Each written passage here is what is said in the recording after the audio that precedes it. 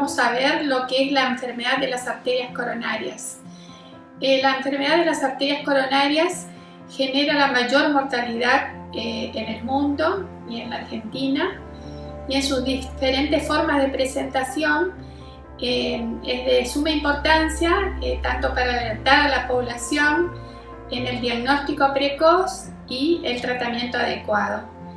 La enfermedad de las arterias coronarias en su gran mayoría de veces se debe a la presencia de aterosclerosis, es decir, la presencia de depósitos de grasa dentro de las arterias que generan la obstrucción de la arteria con reducción del flujo, de la llegada de sangre al músculo cardíaco, y esto genera síntomas, y el síntoma más frecuente es la angina de pecho. También podemos encontrar enfermedad de las arterias coronarias por la presencia de espasmo o lesiones de los pequeños vasos que nosotros llamamos de la microcirculación, pero la más frecuente es la presencia de aterosclerosis que genera obstrucción coronaria. Respecto a la forma de presentación de la enfermedad coronaria, tenemos una gama de amplio espectro de presentación que van desde aquellos pacientes que cursan la enfermedad en forma asintomática y que su diagnóstico se hace a través de algún test que vamos a mencionar después. La más frecuente es la presentación como angina de pecho, pero también los pacientes pueden debutar como un síndrome coronario agudo, como un infarto agudo miocardio, o pueden presentarse como arritmias graves, como insuficiencia cardíaca, y la forma más severa como muerte súbita o paro cardíaco en el domicilio. ¿Cómo diagnosticamos a la angina de pecho? La angina de pecho se diagnostica clínicamente por lo que el paciente le cuenta al médico. El paciente refiere que tiene un dolor precordial opresivo, retroesternal, como una sensación de garra o de pecho, de peso que lo señala con toda la mano, y que el dolor se puede irradiar hacia el cuello o hacia el epigastrio, y también se puede irradiar hacia los brazos. Por eso que siempre decimos que todo dolor que está desde una línea que trazamos a nivel del ombligo hasta la arcada dentaria inferior, en todo ese territorio, cuando hay un dolor precordial, el mismo se debe descartar la causa coronaria como primer diagnóstico. Entonces el interrogatorio, lo que cuenta el paciente, es lo más importante en el diagnóstico de esta enfermedad. Pero también podemos contar para el diagnóstico con otros exámenes complementarios.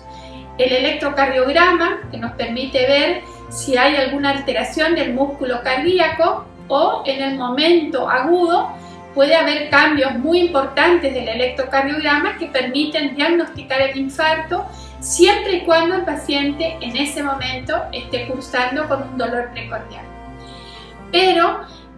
si nosotros hacemos un electrocardiograma fuera de ese episodio y queremos buscar la enfermedad coronaria,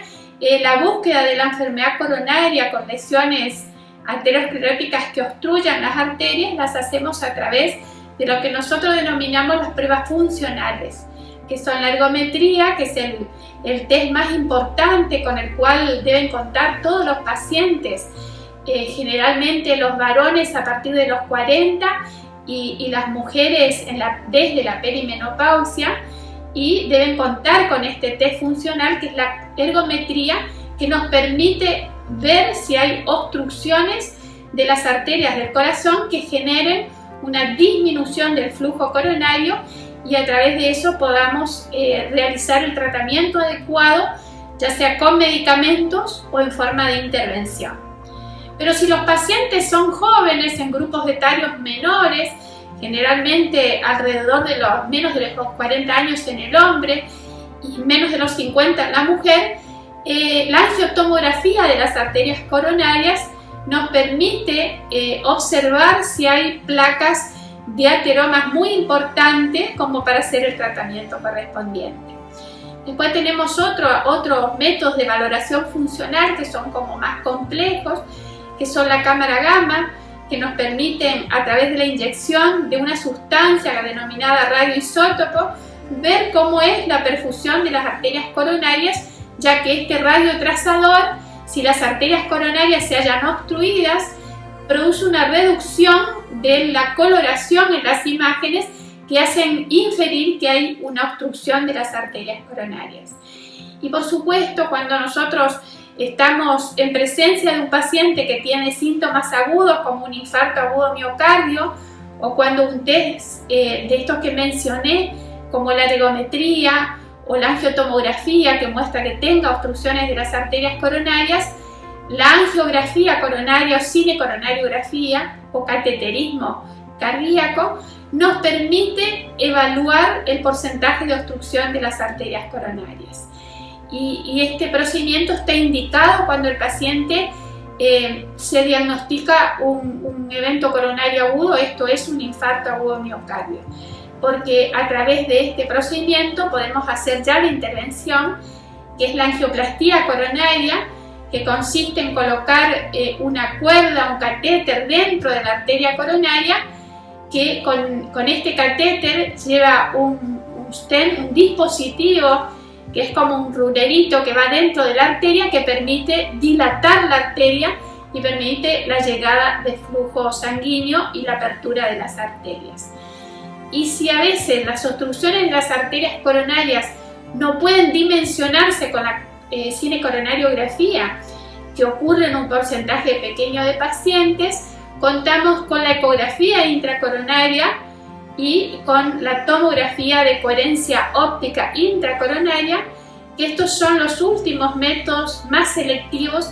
que permiten medir el tamaño verdadero de las placas y el flujo que hay dentro de las coronarias, y de esta manera podemos realizar la apertura de las arterias para conseguir el mejor flujo coronario de estos pacientes. Los pacientes que tienen enfermedad de las arterias coronarias deben corregir sus factores de riesgo, es decir, deben corregir la hipertensión arterial si la poseen, la diabetes, la dislipidemia y fundamentalmente el cigarrillo. Hay que insistir para que el paciente deje de fumar. El cigarrillo genera un efecto muy importante en la aterosclerosis, en el desarrollo y en la generación de un evento coronario agudo, esto es de un infarto agudo miocardio. En el registro de infarto de la Argentina, el factor de riesgo más importante para el desarrollo del infarto es el tabaquismo. Por eso que insistimos a la población para dejar de fumar. El cigarrillo causa infarto en pacientes muy jóvenes y con esta pandemia, que también el estrés ha generado un ascenso muy marcado del infarto agudo miocardio, tanto el estrés como el cigarrillo son los dos factores de riesgo más importantes para el desarrollo de infarto. Y después tenemos otros factores, como el ser el antecedente familiar de enfermedad coronaria. Si un paciente tuvo un infarto o una muerte súbita en su familia, en sujetos menores de 45 años, el paciente se tiene que hacer un examen minucioso en búsqueda de la enfermedad coronaria, porque el antecedente familiar es un factor de riesgo que no podemos modificar. Influyen también otros factores como el sedentarismo.